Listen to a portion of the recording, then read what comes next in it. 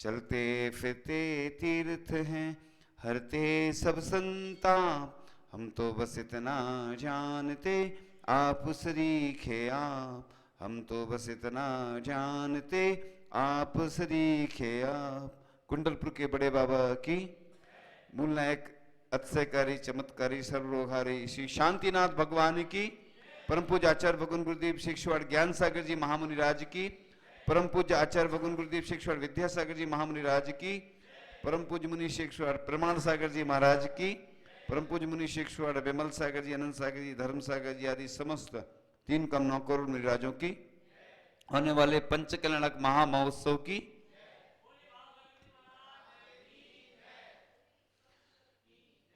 चर्चा चल रही थी कि वह जो अकृत पुण्य था और उसने जो पूर्व जन्म में निर्मल द्रव्य का सेवन किया था, उसके प्रभाव से वह जो भी कार्य करता था उसके कार्य में विघ्न आते थे। और उसकी माँ कह के जाती है कि बेटा कोई मुनि महाराज आए तो उनको रोक लेना, पड़गान कर लेना। वह नहीं जानता था कि कैसे पड़गान करना होता है। महाराज आते हैं, वह कहता है महाराज माँ ने खीर बनाई है और आप रुक जाइए। तो महाराज धीमी गति से, अपनी धीमी गति करके थोड़े से रुक जाते हैं। और जब तक बच्चा नहीं जानता था कि कैसे पड़गान करना है, और माँ आती है परिक्रमा आदि लगा के नवदा भक्ति पूर्वक आहार दान करवाती है। उस आहार दान के प्रभाव से उसका पुण्य इतना बढ़ता है कि वह जो उसका निर्माल द्रव्य का दोष था वह दूर हो जाता है। यानी दान की महिमा, 4 प्रकार के दान आगम ग्रंथों में कहे गए हैं, तो अपरंपार है। यानी कई लोग हम देखते हैं कि खड़े रहते हैं, आहार देने के लिए नहीं आते हैं। बिहार में जाते थे तो बाहर खड़े थे, ना अभिषेक करते ना पूजन करते। हम देखते हैं कुछ बूढ़े वृद्ध लोग बस पूजन अभिषेक करके चले जाते हैं। देखो मंदिर बनाना कोई बड़ा काम नहीं है, क्योंकि सब बना लेते मंदिर। लेकिन मंदिर जब ही शोभा को प्राप्त होते हैं जब वहां अभिषेक और पूजन करने वाले हों। तो जो प्रतिमा विराजमान कर रहे हैं जिन परिवार से, तो वो और उसके अलावा जितने और लोग हैं ना, सबको अभिषेक और पूजन करने का नियम होना चाहिए, तभी पंचकल्याणक कराना सार्थक होता है। पंचकल्याणक महोत्सव एक महामहोत्सव होता है, और महामहोत्सव के निमित्त से यह जो अपना महोत्सव संपन्न तभी होता है जब प्राण प्रतिष्ठा उसमें तब होती है। प्राण प्रतिष्ठा तो मंत्रों के माध्यम से होती है, लेकिन भगवान की जब अपन ने विराजमान तो कर दिया, पूजन कोई किराए के आदमी करेंगे क्या? अलग से बुलवाओगे किराए के? अपन को ही पूजन अभिषेक करना है। यहाँ का युवा वर्ग तो दिखता ही नहीं है, दिखेगा जब कब कार्यक्रम में। लेकिन पहले से उनके नियम आदि होना चाहिए कि हमें प्रतिदिन भगवान का अभिषेक करना है। भगवान का अभिषेक करके जो अपने क्रियाकलापों को जो करता है, आजीविका को करता है, वह महापुण्यशाली व्यक्ति होता है। और भगवान से ही जिसकी शुरुआत हो जाती है प्रातः काल की बेला से, तो उसका दिन अच्छा जाता है। इसलिए प्रातः काल की बेला में ही हम पूजन अभिषेक आदि की क्रियाएं करके अपना कार्य प्रारंभ करते हैं। बोलते हैं जाने कि किसका मुख देख लिया कि हमारा दिन खराब गया। सबसे पहले किसका मुख दिखना चाहिए? भगवान का। भगवान का मुख अगर जो दिख के जाता है तो उसका दिन मंगलमय होता है, मंगलमय उसकी यात्रा होती है। इसलिए भगवान के अभिषेक पूजन करके ही कोई कार्य करना चाहिए। इसलिए ऐसा नहीं करें कि सिर्फ वृद्ध लोगों ने ठेका ले लिया है ना, तो बस वो अभिषेक कर रहे हैं, बस 2-4 लोग खड़े हैं, बाकी मंदिर से गायब, कलसा ढारो रे और भागो रे। तो ऐसा नहीं करना। सब है ना धोत कार्यक्रम की तैयारी में लगे हैं, ठीक है, अभी छूट हो सकती है कि चलो कार्यक्रम में उनको वो मेहनत करें, लेकिन ज्यादा समय तो लगता नहीं अभिषेक में, है ना। सब तैयार रहता है, बस 10 मिनट लगते हैं, 15 मिनट लगते हैं अभिषेक में। अभिषेक करके अर्घ्य चढ़ा के जा सकते हैं। ये तो बड़े सौभाग्य का विषय है। उनसे पूछो जिनको अभिषेक करने नहीं मिलता, उनको तकलीफ होती है। किसी ऐसे व्यक्ति से पूछना जिसको रोग है कोई ऐसा, सफेद दाग आदि, और वो पूजन अभिषेक नहीं कर पाता, उसको तकलीफ होती है, अंदर अंदर पीड़ा होती है। कई लोग आते हैं ऐसे। छोटे बच्चों से पूछो तुम, जो 8 साल से के नहीं हुए होंगे, उन बच्चों को कितना आनंद आता है और लगन रहती है कि अभिषेक करना, वो नहीं कर पाते, आहार देने का उनका होता है मन। और भी जो लोग आहार देने के पात्र नहीं होते वो कई बार आते हैं, उनके मन में प्रश्न आता है। यानी इससे ये साबित होता है कि जिनको नहीं मिलता है उनको उसकी कीमत रहती है, और जिनको मिलता रहता है सो वो कुछ नहीं रहता, घूमते रहते हैं इधर, सुबह से शाम तक देखते हैं ऐसे ही घूमते रहते हैं, आहार भी नहीं देते हैं। तो आहार नहीं दोगे तो कैसे सीख पाओगे? कोई अलग से नहीं आएगा, कोई स्कूल खुला है आज तक कि आहार दान देना सिखाया जाए? बताओ आप। तो धीरे धीरे सीखोगे। और चिंता नहीं करो, डरना नहीं, गलती करके ही सीखता है व्यक्ति। इसलिए तो अपन पूजन के बाद में क्या बोलते हैं, बिन जाने व जान के रही टूट जो कोए, तुम प्रसाद तय परम गुरु सो सब पूर्ण होए। और अभिषेक पाठ पढ़ रहे थे, कौन सा पढ़ रहे हैं? हमें तो पहली बार सुना हमने। मांगनंदी वाला ही सबसे अच्छा होता, वो पूरा पढ़ के ही क्रियाएं की जाती है, ऐसे नहीं पढ़ना है ना, कुछ मंत्र तो पढ़ते नहीं, अभिषेक शुरू हो जाता, पूरी शांति धारा हो जाती है। तो ऐसा नहीं करना, भैया जी के माध्यम से आप सीख लें कि कैसे क्या प्रक्रिया की जाती है। अब कहेंगे लोग कि हमारे बुजुर्ग वही करते चले आ रहे। देखो पहले इतनी व्यवस्थाएं नहीं थी। हाँ हाँ, नए मंदिर में, हाँ हाँ तो महाराज जी कह रहे हैं कि पंचकाणक से इन लोगों की शुरुआत हो जाएगी। तो ये जो मांगलिक क्रियाएं हैं, अभिषेक की क्रियाएं व्यवस्थित करना चाहिए, मंत्र पूरे बोल करके व्यवस्थित। अपन कुछ भी पढ़ रहे हैं, कहां से किसने लिखा हमें खुद नहीं मालूम। तो मांगनंदीकृत ही वो अभिषेक पाठ करके पूरी मांगलिक क्रियाएं करें और शांति धारा भी करें, उससे ही अपन को पुण्य का अर्जन होता है। क्योंकि जब तक पूरी क्रियाएं नहीं करेंगे तब तक वो पुण्य का अर्जन नहीं होता है।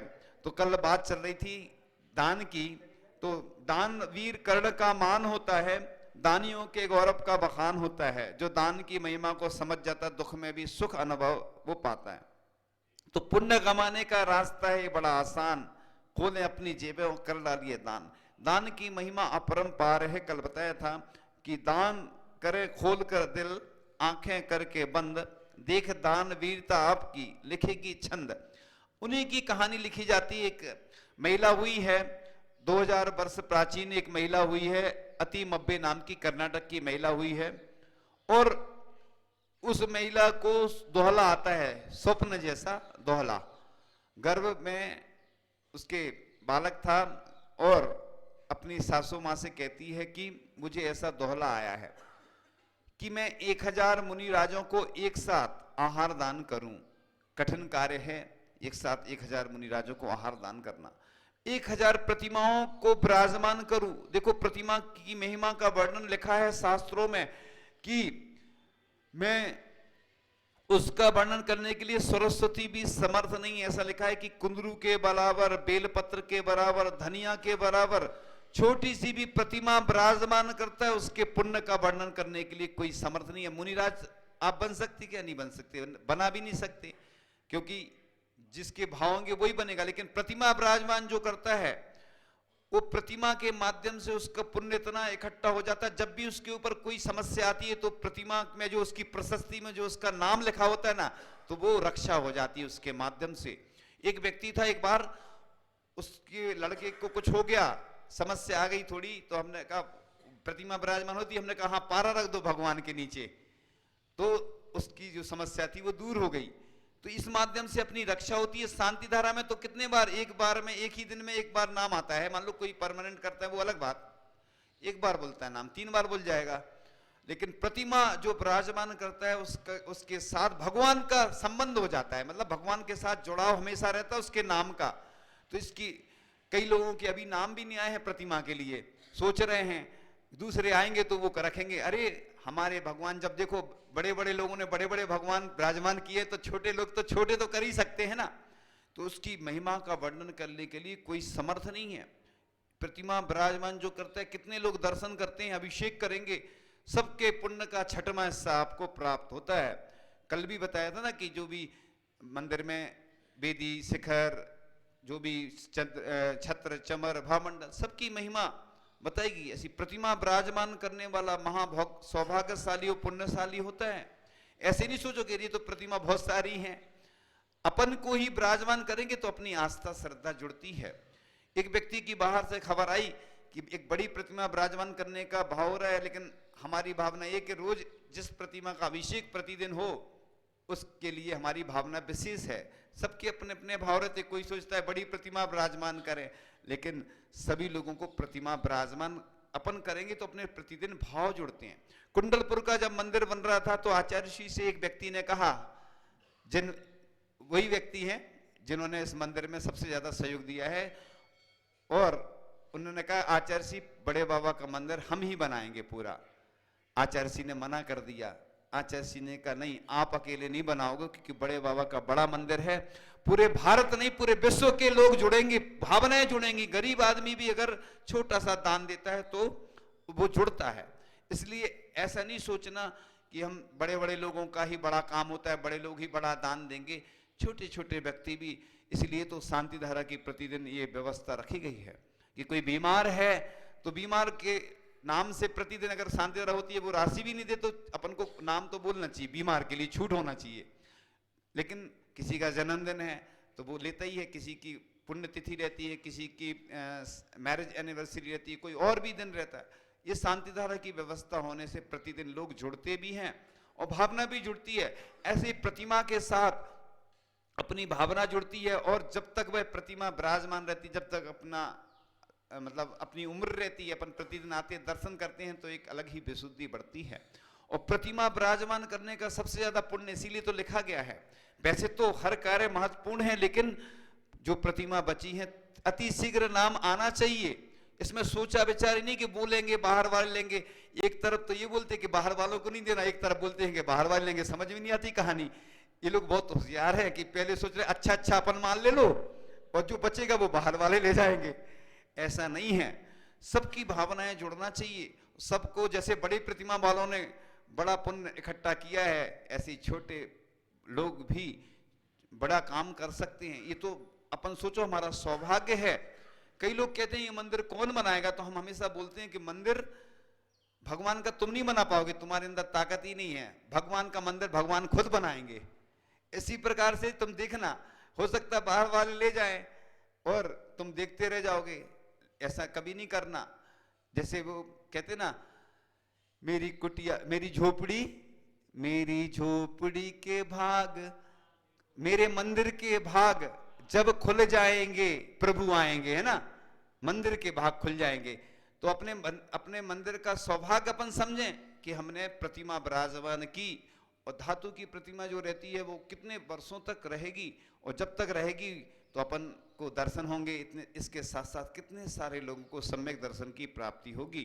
तो इस प्रकार से छंद में बंद होंगे आप जैसे दानवीर कर्ण दानी, और खाली कर तिजोरी जल्दी से लिख दे कहानी। कई लोग रहते हैं कि वो कहते कि महाराज जी ने अभी उदाहरण सुनाया था एक व्यक्ति का कि कुंडलपुर में चाबी लग रही थी। वो चाबी जानते हैं, जो शिखर में वो पत्थर लगता है उसको चाबी बोलते हैं। नहीं तो लोग सोचे वो लॉक वाली चाबी, वो नहीं, चाबी बोलते हैं उसको। और एक व्यक्ति आया और चल रही थी बात कि ये चाबी कौन लगाया, कोई व्यक्ति नहीं था उधर। और महाराज जी ने बताया था कि वो व्यक्ति आचार्य जी से बोलता है कि आचार्य जी हम देंगे कितना, समझ गए ना सारे में, हाँ, और देंगे इतना। और आचार्य जी हमारे पैसा नहीं है लेकिन हमें देने की भावना इतनी है। और संयोग से ये हुआ कि उसने जैसी आचार्य जी से भावना व्यक्त की, और उसका कुछ काम जो था, बिजनेस जो भी था, उसकी मिट्टी जो थी ना, मिट्टी कुछ वो निकलता था ना, कुछ पत्थर आदि, और वो ऐसी रखी थी, मतलब उसका कोई, और उसका 70 में किसी व्यक्ति से उसका सौदा हो गया। जैसे ही उसने दान की भावना करी और सौदा हो गया, देखो उस मिट्टी की भी कीमत बढ़ गई। तो ये होता है दान का प्रभाव कि जैसे उसने भावना की दान की और उसकी कीमत बढ़ गई। वैसे मिट्टी थी वो, लेकिन मिट्टी भी सोना बन गई। तो दान की जैसे ही भावना उसने आचार्य श्री से व्यक्त की और देखो उसकी मिट्टी की कीमत बढ़ गई।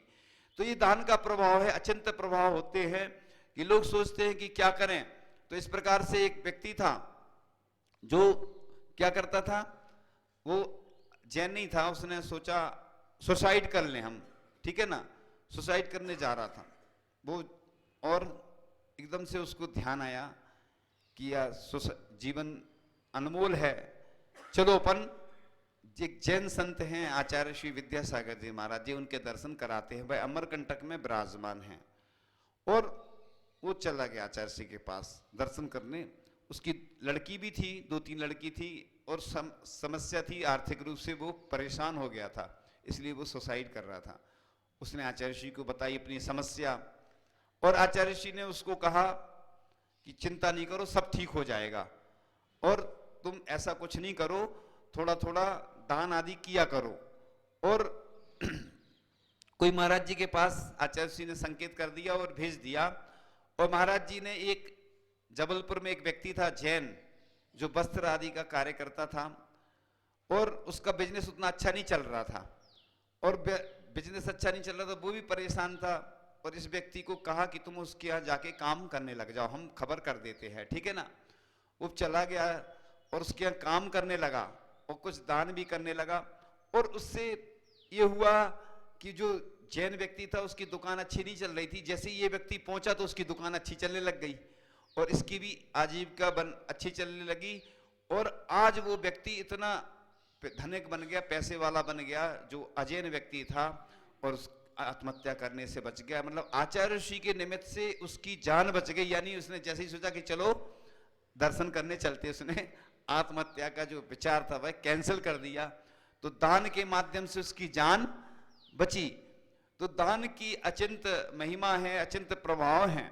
जब जब जिन व्यक्तियों ने मंदिर के लिए, परोपकार के कार्यों के लिए जब भी दान दिया, तो बस उनकी यश कीर्ति पूरी दुनिया में फैलती गई। तो हम अपनी जीविका जो हमें मिलता है उससे चलाते हैं, लेकिन हम दान देकर किसी की जिंदगी बनाते हैं। तो इस प्रकार से श्रेष्ठी जन में श्रेष्ठ है, दान वीर सरताज, सदा आपके सर सजे, दान पति का ताज। एक व्यक्ति राजस्थान में ही था, क्योंकि व्यक्ति के नाम लेने में थोड़ी सी समस्या आती है, किसी का नाम लो कोई और भी दिक्कतें रहती ना, इसलिए नाम नहीं लेते हुए राजस्थान की बात थी। उसने मुनिराज से निवेदन किया कि मैं मंदिर बनाना चाहता हूं। तो महाराज जी ने कहा अभी रुको।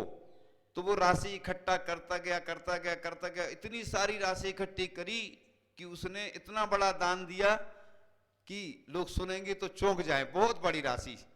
तो ऐसे ऐसे लोग हैं कि जिनकी भावना। एक व्यक्ति था, उसने, उसकी आर्थिक स्थिति ठीक नहीं थी, गरीब था, और उसने कहा कि मंदिर के लिए हम अपना ये मकान दे देते हैं। और जैसे ही उसने मकान तो दे दिया अपना दान में, उसके बाद उसकी स्थिति अच्छी होती गई, और उसने मंदिर के लिए और भी बहुत बड़ा दान दिया। तो एक से एक लोग दुनिया में हैं जिनकी यश कीर्ति फैली है। तो किस माध्यम से फैली है? दान के माध्यम से फैली है। इसलिए अपन को कंजूसी बिल्कुल नहीं करना चाहिए। जब भी मौका मिले, चाहे वो आहार दान हो, आहार दान में ऐसे नहीं घूमते रहना, नहीं तो साधु संत तो चले जाएंगे, तुम ऐसे ही रह जाओगे। तो इसलिए अच्छे से धोती पहन के, हाँ जिनको व्यस्तता है, जिनको काम है, वो छोड़ के घूमते नहीं रहना। कई लोग ऐसे घूमते रहते, हम देखते थे, हम लोग आहार ले रहे हैं, वो बाहर सामने खड़े हैं। विदिशा की बात थी, और एक व्यक्ति आहार देने नहीं आ रहा था, दरवाजे पे खड़ा था। तो लोगों ने कहा महाराज जी ये बहुत पुण्यशाली व्यक्ति हैं, कमेंट्स किया। कमेंट्स भी दो तरह के होते ना, और उसने कमेंट्स किया लोगों ने, उन्हीं के घर के व्यक्तियों ने। और हमने सोचा कि चलो ये आएगा, इसको समझाएंगे भैया पूजन करने से, आहार दान करने से बहुत पुण्य का अर्जन होता है। और वो व्यक्ति जैसे यहाँ बैठे थे कमरे में और सामने आता हुआ दिखा, हमने कहा ये कौन आ रहा है व्यक्ति, समझ में नहीं आया। फिर जैसे जैसे पास में आता गया, और उसके हाथ पैर में प्लास्टर था, और जैसे ही वो आया दर्शन रोने लगा। हमने कहा देखो हो सकता तुम्हारा एक्सीडेंट हुआ है और तुम्हारी तो मृत्यु होनी होगी, लेकिन तुम्हारा पुण्य इतना तेज था कि तुम बच गए, और बच गए तो अब अच्छे काम करना, हमेशा पूजन अभिषेक आदि और आहार दान करना, क्योंकि अब जो शेष जीवन बचा है तुम्हारा इसी पुण्य कार्यों के लिए बचा है। और उसने फिर नियम ले लिया कि अब हम अच्छे कार्य करेंगे। इसलिए जीवन में कोई भरोसा नहीं कब कौन सी घटना घट जाए। देखो महापुण्यशाली व्यक्ति भी होते हैं तो भी उनको रोग आदि हो जाते हैं, समस्या आ जाती है, कठिनाई आती है। तो सामान्य व्यक्ति की तो बात अलग ही है। इसलिए अपन अभिषेक अगर करेंगे प्रतिदिन तो अपना पुण्य हमेशा काम में आता है। शांति धारा करने से अपन सबकी भावना करते हैं कि आचार्य श्री हमेशा स्वस्थ रहें, जहां जहां भी शांति धारा होती है ऐसी भावना करें आचार्य श्री हमेशा स्वस्थ रहे, इसीलिए आप पार्श्वनाथ भगवान की जाप करें, है ना। और शांति धारा में भी उनका नाम उच्चारण करें, जहां जहां भी पूरे विश्व में शांति धारा हो रही होंगी तो सब जगह नाम जरूर लें। इसी प्रकार से सब विश्व के सभी रोगियों के स्वास्थ्य के लिए भी हम भावना करें, जितने भी साधु संत हैं, सामान्य लोग हैं, सभी स्वस्थ रहें, निरोगी रहें, सबके कष्ट दूर हों, ऐसी भावना करने से भी अपने पुण्य का अर्जन होता है। और गरीब भी हैं, उनके लिए भोजन वस्त्र आदि की प्राप्ति हो, ये सब करुणा दान कहलाते हैं। अभय दान के अंतर्गत अपन जो गाय आदि पशुओं के लिए भी जो अभय दान आदि देते हैं कि उनकी रक्षा हो, और उसके अलावा शास्त्र दान करते हैं, इससे ज्ञान में वृद्धि होती है।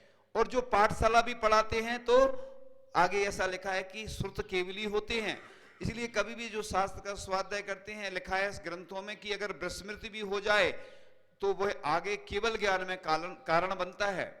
इसलिए जहां पाठशाला नहीं चलती है तो उनको पाठशाला भी प्रारंभ करना चाहिए और ज्ञान दान देना चाहिए। शास्त्र दान हो गया, अभय दान हो गया, आहार दान भी बता दिया, है ना। तो इस प्रकार से 4 दान जो लिखे हैं वो इसीलिए लिखे हैं। औषधि दान, तो जो बीमार रहते हैं वो क्या करें, तो साधुओं को, सामान्य लोगों को औषधि दान प्रदान करें। तो ये दान महान बनाता है, इसलिए ऐसा नहीं सोचना कि क्या होता है, अरे वो तो बड़े व्यक्ति ही दान देंगे, हमने थोड़ी ठेका ले रखा है कि हम दान दें और हमारा कम हो गया। तो हमने आज तक के रिकॉर्ड देखे हैं, पूरे शास्त्रों में पढ़े हैं, आज तक नहीं सुना कि किसी ने दान दिया हो गरीब हो गया हो। ऐसा कहीं पढ़ा हो तो हमें बता देना। गरीब कोई नहीं हुआ, बल्कि जिसने दान दिया वो प्रभु के करीब हो गया, गरीब नहीं हुआ, प्रभु के और करीब हो जाता है। इसलिए ये दान की महिमा अपरंपार है। इसलिए जब भी ऐसे अवसर मिले तो दान जरूर करना, इन्हीं भावनाओं के साथ कि आपका जीवन अच्छा बने और आप इस महोत्सव से बस जुड़ते चले जाएं। ये महोत्सव आपका पुण्य जगाने आया है और आपको आत्मा से परमात्मा बनाने के लिए महोत्सव हो रहे हैं कि कैसे भगवान परमात्मा बने। हमें भी अपनी आत्मा को परमात्मा अगर बनाना है तो इससे जुड़ना होगा, इन्हीं भावनाओं के साथ कि जो भी कमियां हैं आपकी दूर हो। भगवान से प्रार्थना करते हैं कि आप सब भगवान बन जाएं। भगवान तब बनेंगे जब भगवान की पूजन करेंगे, अभिषेक करेंगे, आहार दान करेंगे। तो अपन को खड़े नहीं रहना, नहीं तो हाँ जो वृद्ध हैं, जिनको रोग है, बीमार हैं, वो छोड़ के बाकी जो युवा हैं वो भी आहार दान से जुड़ेंगे तो सीखेंगे कि कैसे आहार दान देना।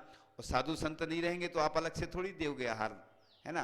तो ये अवसर हैं, ये बड़े सौभाग्य से मिलते हैं। कई गांवों के लोग तरसते हैं कि हमें ऐसे सौभाग्य मिले, बार बार आते हैं लेकिन नहीं मिल पाते हैं।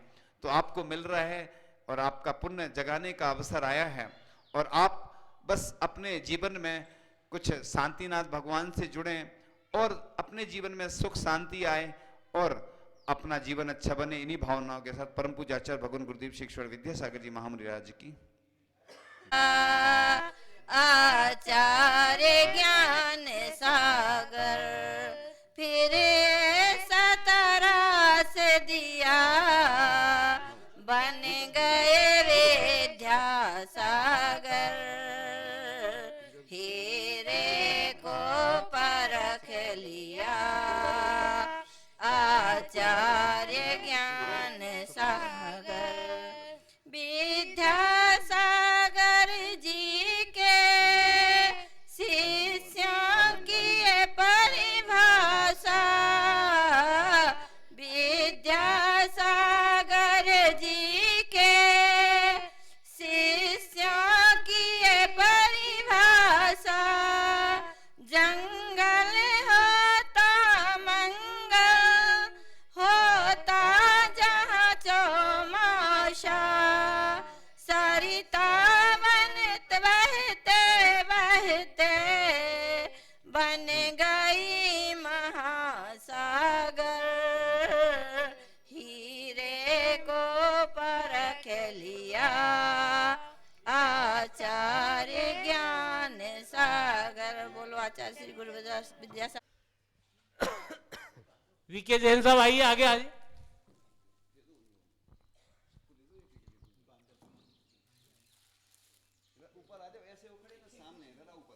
सुनो, इतनी सारी नहीं और कराओ, खोलो एक इसको, हाँ, एक खोलो। कराओ, बाकी बाद में करा एक देना। खोल और दो, भी हाँ, लोग एक हैं खोल ना, दो। और भी लोग हैं ना, उनसे करा देना बात। एक खोल एक दो। कराओ, सब लोग खड़े हो जाओ, ये सब ऐसे रखो इकट्ठी, इतनी सारी कराने की। खोल के सामने रखो, उस तरफ ऐसे आजू बाजू से खड़े हो जाओ।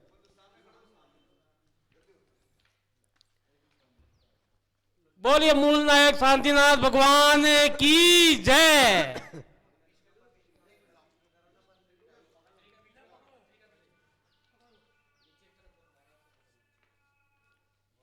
महाराज जी का हाथ लगाइए, जोरदार तालियां बजाइए। पत्रिका आ गई है और ये सब जगह जाएगी।